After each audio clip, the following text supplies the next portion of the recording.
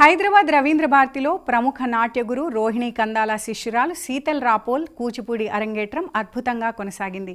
లాస్యంగా Kuchipudi school ఆధ్వర్యంలో ఈ కార్యక్రమం జరిగింది. ఈ సందర్భంగా రేవతి రాగంలో భో శంభో కీర్తనకు శీతల్ లయాత్మకంగా నర్తించింది.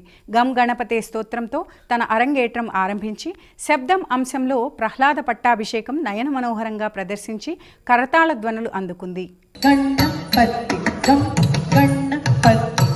గం గణపతి తిట్లాంత దిక్కిటకు తిట్లాంత దిక్కిటకు తాంగడక తరిగిడక తాంగడక తరిగిడక తరిగిడక గం గణపతి తిట్లాంత దిక్కిటకు తక్కది పుటక గం గణపతి